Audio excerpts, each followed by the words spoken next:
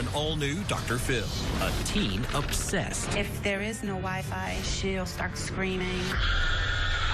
with social media.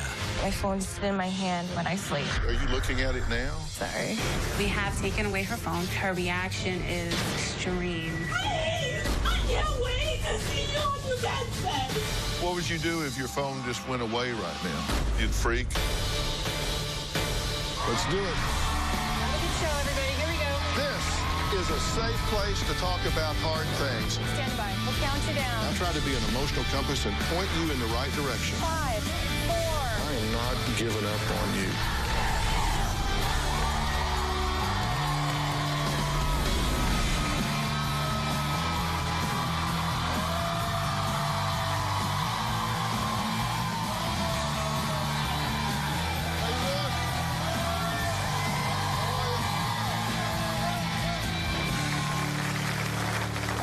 Question for you. Does anyone out there know a teenager who is not constantly on their cell phones tapping away on various social media sites? Meet 17-year-old Chloe, who admits that Facebook, Twitter, and Instagram are her best friends and the bridge to the people she thinks are her friends. Chloe's mother, Melanie, and stepdad, Danny, say Chloe is so obsessed with social media she'll have a panic attack if her phone battery dies or she has no access to Wi-Fi. Let's meet the girl who cannot breathe without her phone. I'm completely obsessed with social media. It's very hard to have conversations in real life. It's so much easier to just text message or Facebook. I do get panic attacks when I leave my house and there's no Wi-Fi. When someone tries to take away my phone, I get so tense. I will resist. I will yell and I will scream. A typical day for me is that I wake up at 6 o'clock in the morning. I go straight to my phone and I check my Facebook, and all of a sudden I feel happy. The only reason for me to get out of bed is because I'm hungry or thirsty. I isolate myself pretty much every day, and I love isolating myself because I don't have to deal with anyone's feelings. And I don't have to deal with anyone telling me not to use my phone, and I love it. I feel like my self-esteem is very high because of the amount of likes I get on Facebook. And the amount of attention I get on Facebook, it feels like a rush to me. I always worry about my Facebook getting hacked or someone stealing my phone. So I'm very cautious about having it on me when I sleep. When I'm with my phone at night, I hold it in my hand with my strap on it. I will be sleeping, and most of the time my phone's just in my hand. My biggest fear is that I won't be able to have personal relationships with friends, family. I need help. I want a normal life. All right, Chloe, it's good to meet you. It's nice to meet you. Now, you wrote to me. Yes. What do you think you're doing that is change-worthy? Well, I'm always on my phone 24/7, so it kind of feels like I don't think normal people are supposed to be on their phone so much. Yeah. And the fact that I can't go anywhere without my phone, and I really just, I can't do anything without it, because when it's not with me, I don't feel complete, and I feel very scared. You have it with you now? Yes. You actually have kind of a strap to you. Are you looking at it now? Yeah. Sorry. Trying my hardest to keep it. Yeah, can I see your phone? Sure. Yeah. What would you do if your phone just went away right now? I'd probably cry. You'd freak? Yeah. Yeah. Thank you. Do you want it? Or, thank you. Yeah. And what's your payoff from being on this phone all the time?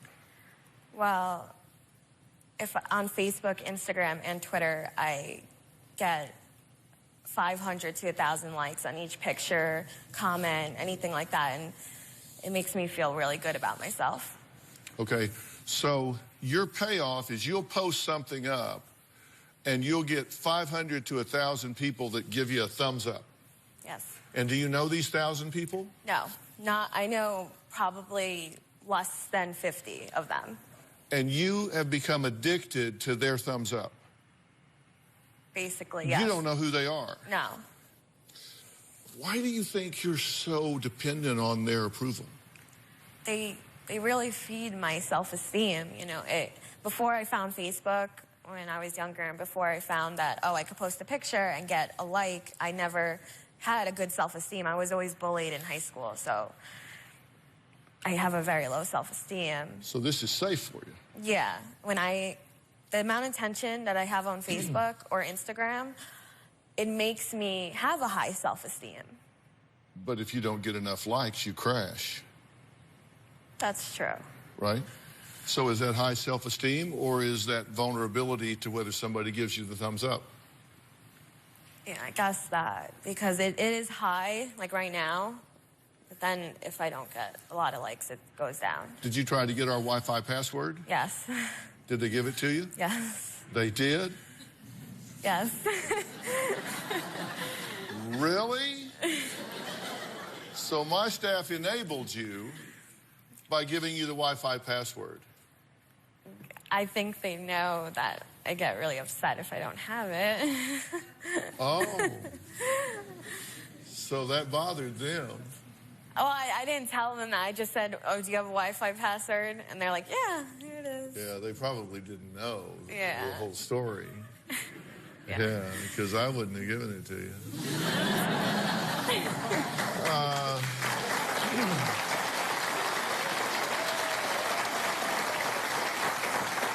But I understand why my staff would do that, because we take care of our guests. You've had kind of a lifestyle of social media here. There's a pattern to this as well. You got your first computer at 5. That's when you started working on a computer. Your first cell phone at 11. Your first Facebook page at 12. Mm-hmm. Your first boyfriend was an online boyfriend at 13. You joined Twitter at 15. You got 5,000 Facebook friends, 12,100 Twitter followers, and 14,000 Instagram followers. That helps your self-esteem, right? It does feel good that I can say that. I do not try to tell people, like, too much. I just, like, here's my Instagram, and they see for themselves. And I just feel powerful with it. Yeah, it validates you. Yes. It's like, I have this many followers, so therefore I must be worthy of following. And it gets me scared to think, what happens when I'm 40 years old and I'm not, you know, as attractive, and I don't want to live like this, Oh, you know? we just get along some way. But I won't get as many likes. Maybe. Yeah. What if you had really quality personal relationships with people that you really talked to, and they patted you on the back, or they held your hand, or gave you a hug, or actually knew you and cared about you? I would love that. I don't have that really in my life. Yeah. Like, people online, it's just so much easier. I feel awkward talking to them. Do you know why you feel awkward? No. Would you like to know? Yes. I'm going to tell you after the break, and we're going to add Chloe's mother, Melanie, and stepdad, Danny. They say Chloe's social media obsession is just the latest in a long line of erratic behaviors their daughter has exhibited. So we're going to find out what that's all about. Is this just a passing thing? Will it be something else soon? And if so, what's she running away from? We'll be right back.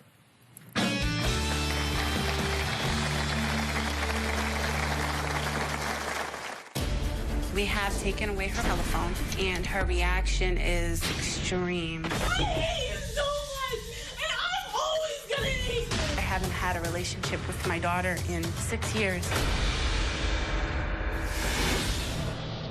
I can't believe what I said to my mom. Yeah. Just because she took away my phone. I feel like I'm insane. Monday on an all-new Dr. Phil. She found her birth mother. She says I ruined her life. And her half-sister. She is not a brat. But was their reunion We are nothing alike. You do seem to be behaving alike. You better get out of my face, woman. a horrible mistake? You are a survivor of molestation. Did you tell Rhonda there's no way she didn't enjoy it? No, I didn't. Yes, you did. I regret the day I ever told you anything. That's Monday.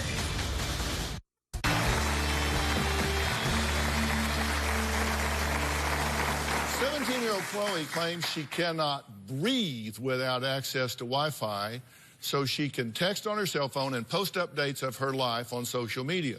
She even has her cell phone with her on stage while talking to me, just so she doesn't miss out on anything happening in the online world. But Chloe's mother, Melanie, and stepdad, Danny, claim that even though the Wi-Fi obsession is the latest in a long list of erratic behaviors that Chloe has exhibited throughout the years, it is the most destructive one yet. Chloe has an obsession with social media. It pretty much is taking over her life. It is absolutely crazy how much time she spends online. My daughter lives in a fake world. She really does not have formed relationships with individuals. If there is no Wi-Fi, she'll start crying, screaming. We have taken away her telephone, and her reaction is extreme. I hate you so much, and I'm always gonna hate you. I'm always gonna hate you, and I always can't wait to see you on your deathbed. I cannot wait till that day. She'll break down my door to get the phone. She'll wrestle me down. She'll do whatever it takes. My husband has restrained her. I had to physically remove her off her mother. She punched me in the face. Chloe does not listen to me. She does not like authority whatsoever. It makes me feel horrible as a mom. I haven't had a relationship with my daughter in 6 years. My biggest fear is that she's going to put herself in a very dangerous situation and not be able to come out of it. Okay, I'm glad you guys are here. You've been listening to the conversation we've had so far, of course. You're crying right now. Tell me why. I just can't believe. I can't believe what I said to my mom. Yeah. Just because she took away my phone. Okay. What's your observation of what you said to your mom now that you look at it objectively? I feel like I'm insane. She says she feels like she's insane. Do you think she is? No, I think she just needs to find the right help. I think she's had a lot of issues since she was a little girl. A lot of obsessive, compulsive behavior, depression. You say she's had a lot of obsessions, and according to you two, you say she's, at a young age, she was obsessed with male teachers, TV, games, her appearance, a breakfast routine, orange juice, energy drinks, that Wi-Fi. She's had all of these obsessions that she's had. And I went through a list of things that you said. She's been diagnosed with OCD, bipolar, schizoaffective disorder, anxiety, depression. And then you just said those things again. And you've been given all those diagnoses, right? Yes. And then you said, I feel like I'm insane. Yeah, I do. There's a concept called iatrogenic labeling. And I'm going to kind of oversimplify that for you, but an iatrogenic label is a label that can create more damage than that which it describes. Yeah. You know what I'm saying? It's a Makes label sense. that you put on somebody, and the label itself is so heavy and creates so many problems that it has more of an impact than that which it describes. So she's now been diagnosed as OCD, bipolar, schizoaffective, anxiety, and depression. Yes. And so she sits here and says, I'm insane. Actually, I've not diagnosed you. I haven't done a complete workup on you. We've asked you a lot of questions. I've reviewed a lot of records. You guys have been very forthcoming about everything. I would really like to hit the reset button here and start over, because just for my 2 cents worth, you seem like you got some really bad habits. Yeah. You seem like you got some really bad habits, and you get rewarded for some really bad behavior. And one of the things that I just believe strongly in this life is you just don't reward bad behavior. Is what you're doing normal? No. You know, I'll tell you how I define normal. Normal is just whatever doesn't interfere with healthy functioning and pursuit of goals. Abnormal interferes with healthy functioning and pursuit of goals. It's just that's it. You don't have to make it hard. That doesn't mean you're obsessive, compulsive, bipolar, schizoaffective, anxiety, and depressed. It just means you have an abnormal relationship with your phone because it interferes. And you have a tendency to get into abnormal things because you can avoid real life if you can escape into something that's kind of fanciful. It's a good way to escape, right? It is, definitely. What if you didn't escape those things? What if you just decided, you know what, I think I'll just deal with them? I would like to get to that point. Can I see your phone? Yeah. Put it right there for a minute. Can you reach it? Yeah. Okay. Can I take No, just leave it there. Okay. But you can reach it if you need to. Okay. And later, you've been very active in this, even to the point that we got an email yesterday giving instructions on how you wanted me to interview her. Right. How would you like to make Dr. Phil history? Log on to omaze.com/Robin to donate for a chance at a once-in-a-lifetime opportunity. A very special guest is going to walk a day in my shoes. You and a friend will fly out to Los Angeles, get all glammed up, and get the hair done, and get your makeup done. We're gonna have a ball. And then you'll join me here on the set, right here, for a very special taping of the Dr. Phil Show. Here's where we make history. At the end of the show, you will become the first fan ever to join me and Philip on national television for our signature walk-on. And the best part of all is that all entries support my foundation, Win Georgia Smile. And it's only $10. That's right. For $10, you get a chance to walk a day in my shoes and be a part of all of this.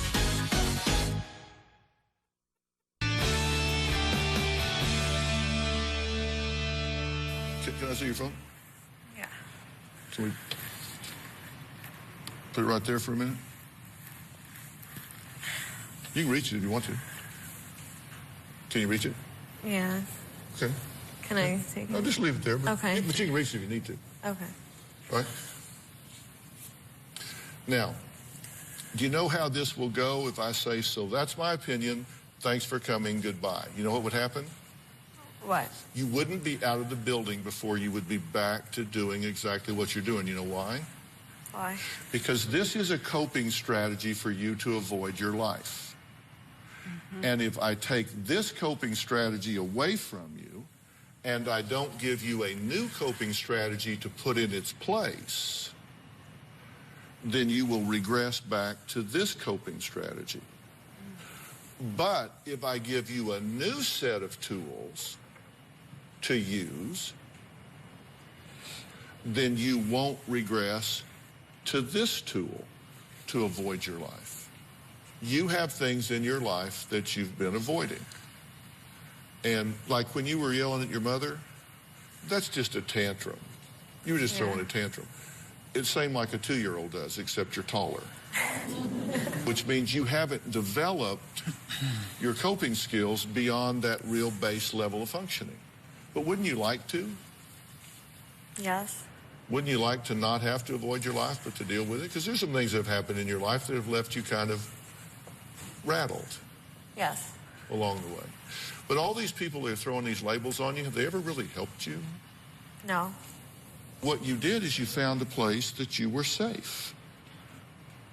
You said, actually, I wrote it down. You said, I'm online because it's easier. I don't have to talk. I control the angle of my pictures. So I always look my best. I can have my most glamorous presentation, and I can control the pace of the interaction. Correct. It's about control. So everything here is about control and low demand. Correct. Which means you don't believe you are equal to handling the immediate demand of an eye contact, one-on-one adult interaction. It's very difficult for me. But you know what I think? I think you have come here on national television with an audience full of people in the room, millions of people watching at home, and dealt with me eyeball to eyeball, straight up, and conducted yourself as an intelligent, articulate young woman, and we have had a very intelligent conversation. Thank you.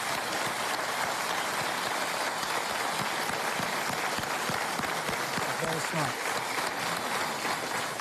Now, that tells me you can do it in a very high-pressure situation. You've actually, in the last 30 seconds, haven't really obsessed about your telephone. You've been talking to me. Yes.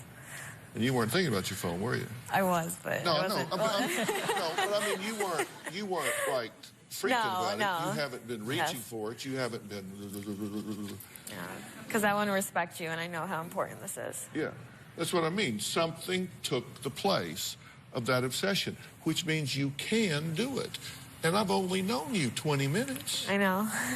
So what does that tell you about you? That I can overcome this. Yeah. How does that feel? It does feel good.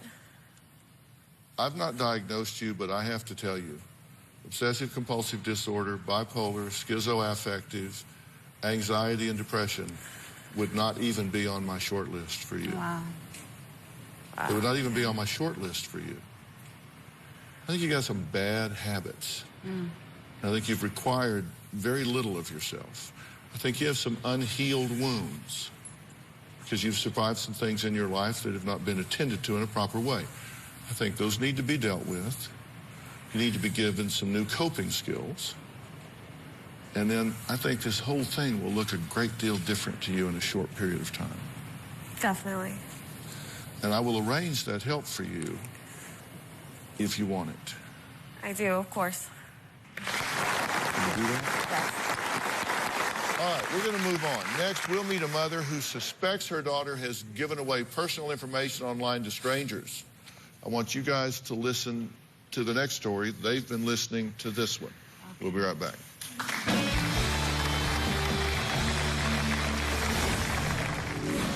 I believe my 15-year-old daughter is putting herself in danger. She even stole someone's cell phone to get on social media. Every teen is addicted to social media. Tuesday on an all-new Dr. Phil. Their son went from star athlete to homeless moocher. I sleep at schools, park benches. My parents are home, I'll sleep in the shed. They kicked him out. Did you tell your mother, I'm not leaving, you can't get me out of here because I'm bigger than you? I did. Where do you get off doing that? But now, What is it you blame them for? What did they do? they're in for a shock. How can you possibly accuse us of doing that? That's Tuesday. Gardendale mother is warning parents after an alleged sexual predator targeted her son online. Police say this is what predators do. Reach out, build a relationship, and then victimize children. Why is a 21-year-old talking to a 13-year-old? Sources say 27-year-old Daniel Berger used an online chat room to find his prey, a 13-year-old girl, then traveled more than 200 miles and abducted her right from the steps of her home. A Riverdale teenager had a close call with an accused sexual predator who showed up right outside her front door. The FBI wants your help. It's trying to identify hundreds of victims in a sextortion case. The convicted predator was sexually extorting 350 children in all. Hundreds of teenage girls victimized by an online predator. When we hand them technology, we're handing them a loaded gun. Today we're talking about the potential dangers teens face by spending most of their day texting and posting status updates and video on social media websites. Now, you've seen the headlines. Trust me, it's not just friends who are following and liking everything they do. The risks are deadly. That's why Charmaine reached out to me. She says her 15-year-old daughter is addicted to excessive cell phone texting and posting status updates on social media sites. She took away her cell phone 3 months ago after discovering that she was giving personal information to strangers. But all that did was cause the teen to steal another girl's phone, which in turn caused Charmaine to kick her daughter out of the house. My 15-year-old daughter has an addiction to social media. She was online every day. She has been giving personal information to strangers online. I believe she is putting herself in danger. One day I took her cell phone and a gentleman was sending her inappropriate pictures of his genitalia. We've taken away any access to any device, and she's finding a way to get them by borrowing it from somebody. She's milking them out of their tablets, their cell phones. We're finding them in her room. She's getting them from people at school. She even stole someone's cell phone to get on social media. Tell me, what are you looking for? I don't know. I found out that she was also stealing from me, and that was the last straw. I kicked her out. She is now living with my mother. My biggest fear is that she's gonna go and meet someone and be hurt or even killed. You could be wrong, but it's my fear that you're gonna end up dead wrong. Charmaine, how concerned are you about your daughter and her safety? I am very concerned, Dr. Phil, because noticing her dangerous activity online is more than just a regular teen who goes online to chat with just friends. Yeah. My concern is that she's going to meet the wrong person, and they don't have her best interest at heart, and she can actually get hurt. You've seen her doing what? What is she doing that's caused you to be upset? Having inappropriate conversations with individuals. They're sending her pictures of their genitalia, and she's just giving out personal information where somebody can find her and hurt her. All right, and you know this how? Because I decided to go online and create a social media page. Right. And I sent her a message, and she replied back, but she didn't know it was me. That confirmed your greatest fear. Correct. Now, she's not living with you now. Why? Because when I found out, she had already stolen a cell phone, and then I found out that she had started stealing from me. And one of the things I hate is someone who steals. And I couldn't deal with that anymore, so I had to have my mom come and get her. But she's your daughter. She's my daughter, correct. Well, this is where I'm confused about this, because you say that you just can't live with a thief and liar. Correct. So I'm just thinking, okay, I'm sitting at home and I get a call from you and you say, hey, Dr. Phil, how are you? Oh, I'm pretty good. Say, listen, I want you to take my daughter. Why? Well, she's a thief and a liar, and I don't want to put up with that, so I think I'll dump her on your happy ass. Well, wait a minute. Why would you dump her on me if she's too bad for you to live? You're her mother. Right, I'm her mother, but her mother also gets angry as well. And before I end up doing something just majorly drastic, I think I needed to remove her from the house. Okay, because I'm trying to figure out what the dynamic here is, because I want to try to help this situation. Okay. We got an email yesterday from you giving instructions on how you wanted me to interview her. Right, so she can talk to you, because she had already shut down because she wasn't game to talk to you. You'll do all the talking, we won't have a TV show. I'm just saying. So you're just looking out for me? Yes, I am looking out for you. No, but I'm being honest. I'm being totally honest.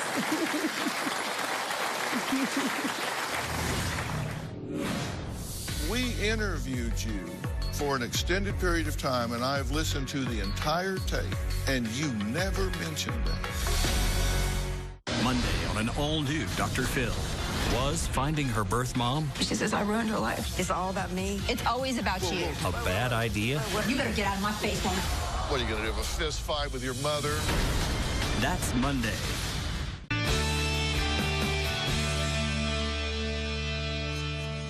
Isn't it true that just a short time ago, your daughter got very frustrated and actually tried to take her own life? Correct. And we interviewed you on the phone for an extended period of time, and I've listened to the entire tape, gone through the entire transcript, and you never mentioned that. I never mentioned it because we was coming on this show for this particular topic and not for that particular topic. And so that So you were deciding what I needed to know and how I needed to interview your daughter. No. So you made a conscious decision to withhold that information. No, the question wasn't asked. So we're talking to you about your daughter's social, emotional well-being, and you never thought it germane to mention, oh, by the way. No, I didn't. The last question you were asked, okay, is there anything else that we need to know about her that would be important to Dr. Phil in understanding this situation? I said no because I submitted the paperwork regarding her. I brought the paperwork down here and gave it to the producer. So they already knew, and then I gave them the paperwork. So by this time, you already know. Does this work for you in your life in general? No. Do you get away with this in general? I'm not getting away with anything. No, you're not, but you're right. trying. I'm not trying to get away with anything. I'm being open and I'm being honest because when they interviewed her, she opened up about herself. And so when he talked to me about it and they asked, do you have any paperwork, any documentation? I do. So I gave them the documentation regarding it. So just to be clear then, because I want to be sure that I don't leave a question unasked. Thank you. What you're asking me to believe is that you're bringing your daughter here for me to help, intervene, and assist because you say that she is manipulative, devious, defiant, underachieving, knows no boundaries, is practicing self-destructive behavior, lying, stealing, smoking weed, taking pills, using alcohol, showing no remorse, and you are concerned for her very life. And you're asking me to believe that you did not believe it was relevant for you to tell me that she had attempted to take her own life. That's what you're asking me to believe, that you did not believe that was relevant, given the context of what we were talking about.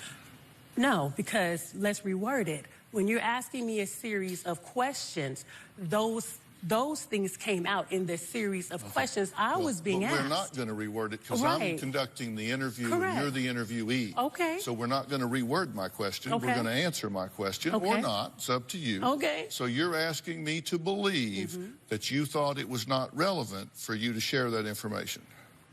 Correct at that time. Okay. We're going to take a break. Charmaine's daughter says her behavior is not a big deal and her mother's just overreacting. We'll be right back.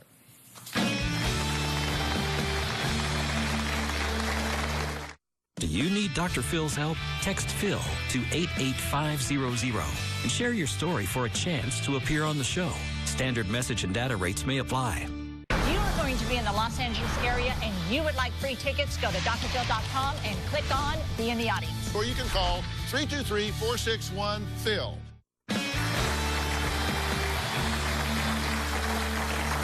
Well, Charmaine's daughter says she does not want to be on the show today because she says, look, there's nothing wrong with me. She says, my mom is just overreacting. She also admits that even though her mother recently took away her phone and kicked her out of the house, that she's got 3 secret phones and a tablet as a backup. Take a look at this tape. I am addicted to social media, but every teen is addicted to social media. I'm just talking to them. About what? About life. I've never met anyone in person that I've talked to online. I don't think I need to be here, and I don't think there's a problem. I'm just a normal teenager doing normal teenage things. My mom needs to back off and trust me. Look, is your mom overreacting? I feel like she is, but I feel like it's coming from a good place. Yeah, she means well. Yeah. You saw the tape piece at the top of the show.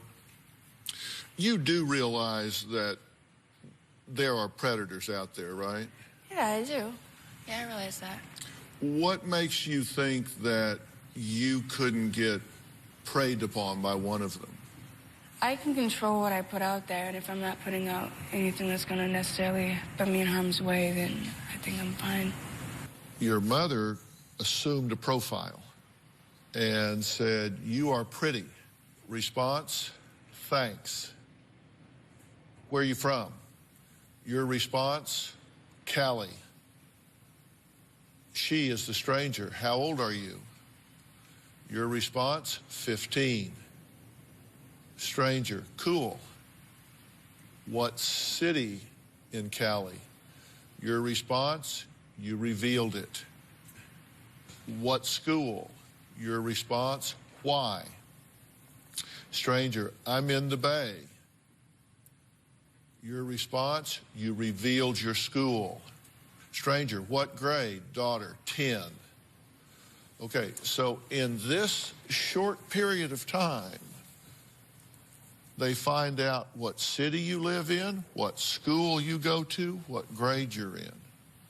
Now, this was your mother who loves you.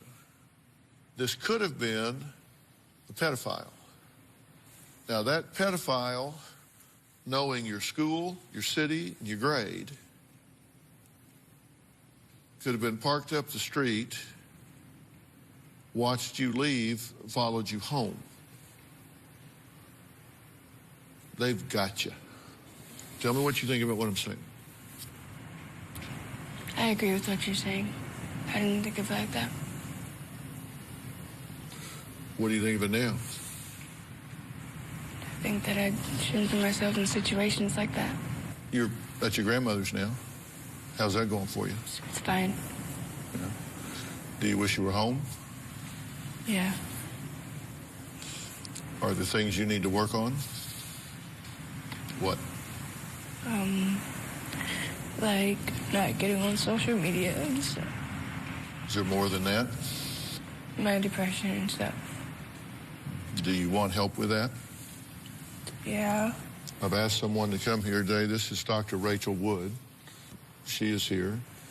She's with the Center for Discovery, which is a residential treatment center. It's a structured therapeutic center with an 18-year-old legacy of working with really troubled teens that are struggling to kind of find their way and get their feet solidly on the ground. Would you like to talk with her? Yes. Afterwards? Dr. Wood, would you like to sit down and talk with her after the... I'd love to. Okay? Yeah, thank you. Okay, all right. Charmaine created a fake profile to prove that her 15-year-old daughter was giving out personal information to strangers on social media. Wait till you hear about another controversial method parents are using to set their teenagers straight. That's next.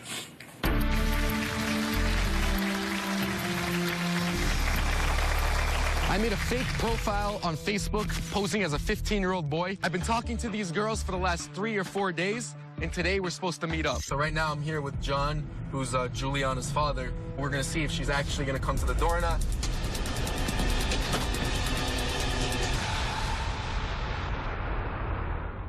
Want to know what's coming up on Dr. Phil? Visit our website and subscribe to our email newsletter. You'll get weekly updates, life strategies, and exclusive video that you won't find anywhere else.